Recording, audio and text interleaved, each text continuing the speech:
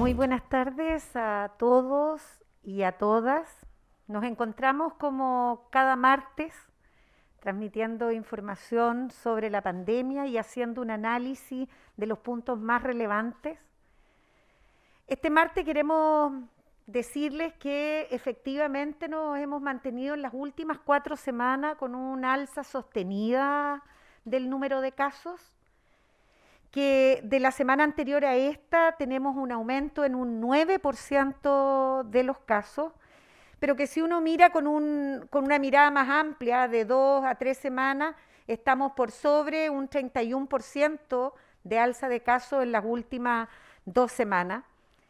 Que esta alza sostenida de los casos la comentamos, ya la llevamos estas 4 semanas conversando acerca de aquello, y que efectivamente este aumento no es igual en todo Chile, que ya habíamos conversado que en la zona norte de Chile, que es donde comenzaron el alza sostenida de casos, hoy las regiones que tienen un alza mayor son las regiones, son a lo menos las regiones de Magallanes con un 35%, de Aysén con un 37%, la Araucanía con un 29%, y que también existen otras regiones, a lo menos 4, que son las regiones del norte, que empezaron a descender sus casos.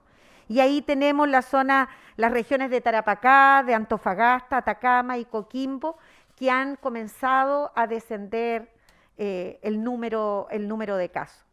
Del punto de vista de las PCR y su positividad, esta semana tenemos un 14,9 de positividad, muy similar a lo que hemos tenido en la última semana, que ha estado cercano al 14,5.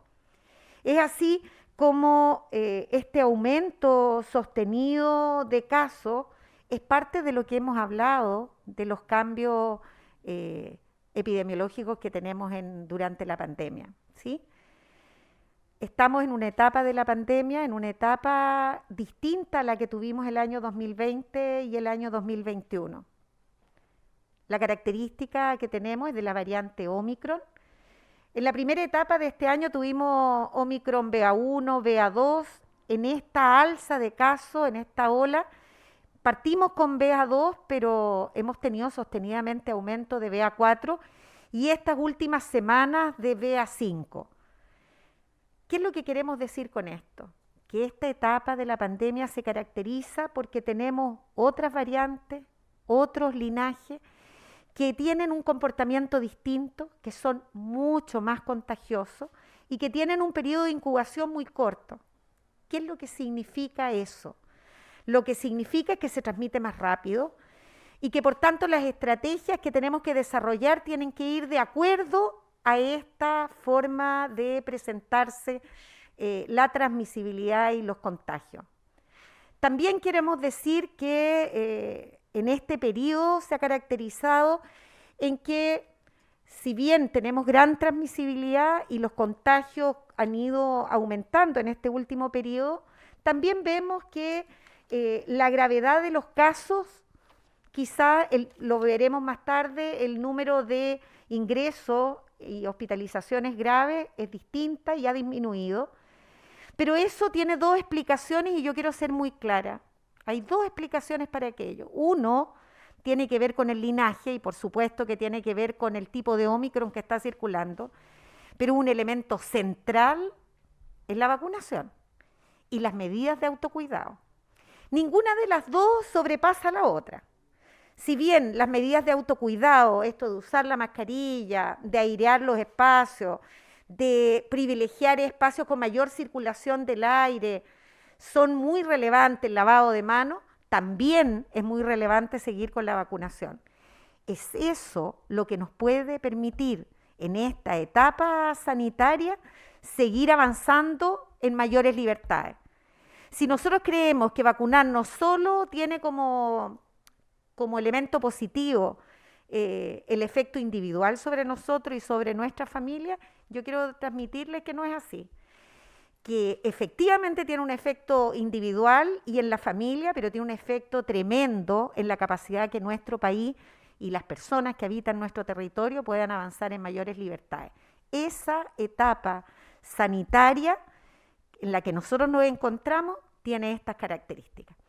Bueno, también quiero informarles acerca de cómo ha estado la respuesta de la red, que es otro de los elementos importantes que nos permite ir evaluando el desempeño del sistema sanitario con respecto a la pandemia. Decirles que tenemos habilitadas alrededor, ¿cierto?, de 1.964 camas UCI. De esas camas UCI tenemos ocupadas el 86% de las camas, y eso significa, ¿cierto?, que tenemos capacidad de respuesta con 281 camas críticas capaces de responder a cualquier emergencia. También quiero decirles que de los pacientes que se encuentran hospitalizados en nuestras unidades de cuidados intensivos y pacientes críticos en general, 154 son pacientes que están con diagnóstico de COVID-19, y de ellos 100 personas están conectadas a ventilación mecánica. O sea, hoy en nuestro país alrededor del 10% de todas las personas que se encuentran en UCI tienen como diagnóstico COVID-19. Bueno, en relación a esto mismo, nosotros queremos compartir con ustedes un gráfico que muestra la incidencia de los pacientes, la hospitalización por pacientes enfermos por COVID-19 desde el 2020 hasta la fecha y cómo se ha comportado en cada una de estas olas la hospitalización por COVID-19. A nosotros nos parece relevante que podamos compartir esto porque nos permite mirar con números, con datos duros, las diferencias en el comportamiento que hemos tenido durante la pandemia. Y vuelvo a insistir, gran parte de estas diferencias de comportamiento tienen que ver con la capacidad que hemos tenido como sistema sanitario para lograr generar estas medidas de autocuidado, pero también la vacunación.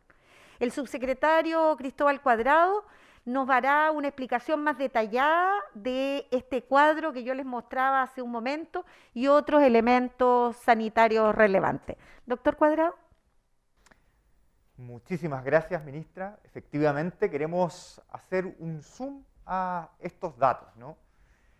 Y en esta gráfica que tenemos presentada podemos ver cómo ha ido evolucionando la incidencia, o sea, la cantidad de personas que terminan hospitalizadas en UCI debido a COVID a lo largo de la pandemia, desde el año 2020 hasta la actualidad. ¿Y qué es lo que podemos observar?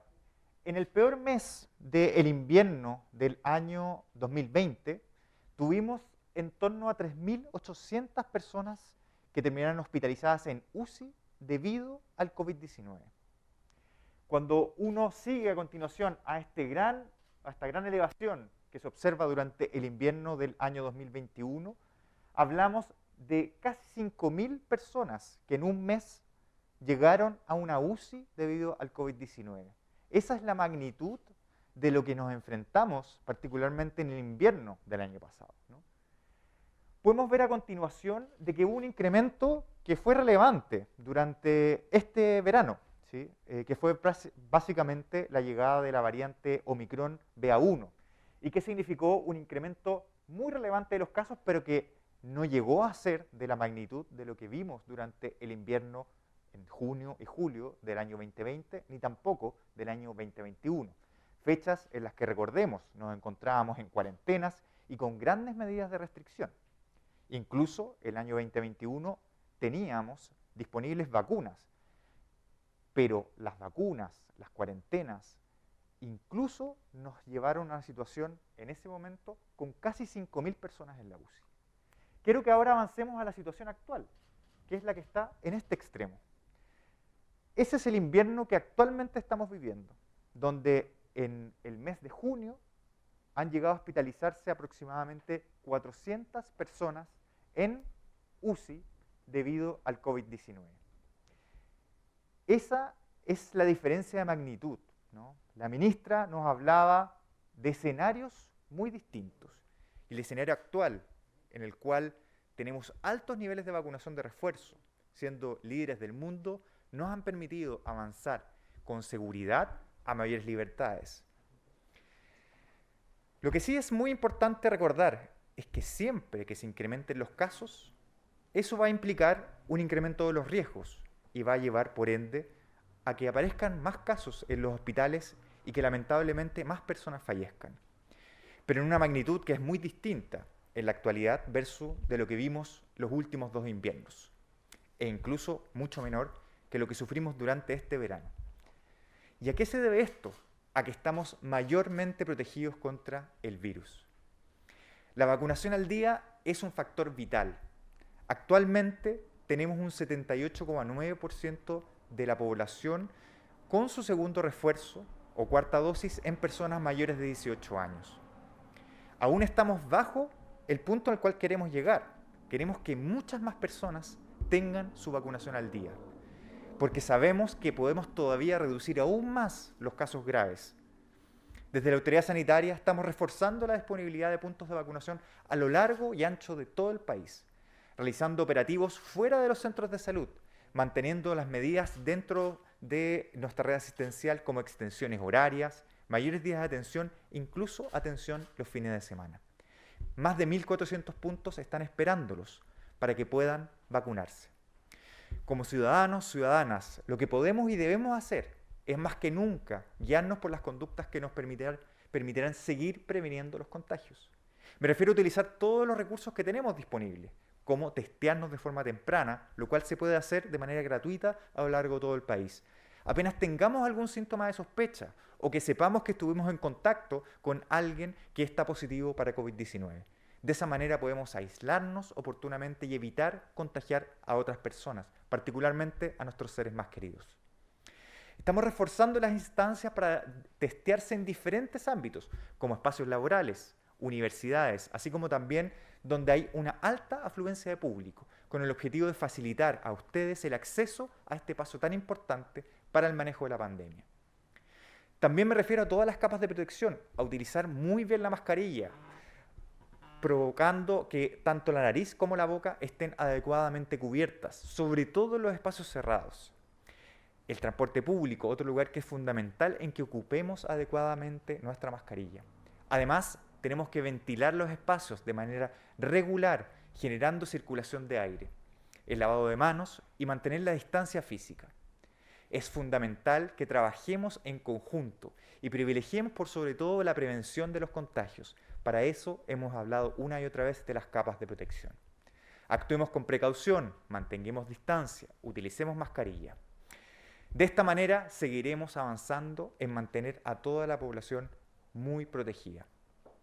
Quiero recordarle a las personas los calendarios de vacunación para la semana, de tal manera que todas las personas que hayan recibido su dosis de refuerzo hasta el 13 de marzo y su segunda dosis o dosis única hasta el 10 de abril de 2022 puedan acudir durante estos días a vacunarse. Queremos también recordar que ante cualquier duda que puedan tener, pueden acercarse llamando a nuestro teléfono de salud Responde al 600-360-7777. Pasaremos a continuación a revisar un video con los principales cambios en el marco del plan Seguimos Cuidándonos paso a paso. Desde este jueves 18 de agosto, las siguientes comunas cambiarán de fase. En la región de Valparaíso retroceden desde bajo impacto sanitario a medio impacto sanitario Los Andes, Calle Larga, Rinconada y San Esteban. En la región de Aysén retrocede a medio impacto sanitario Cisnes. Así son 5 las comunas que van a retroceder de fase y pasarán a medio impacto sanitario este jueves 18 de agosto a las 5 de la mañana. Con esto llegamos al final de nuestro punto COVID de día martes y dejamos paso a las preguntas de la prensa.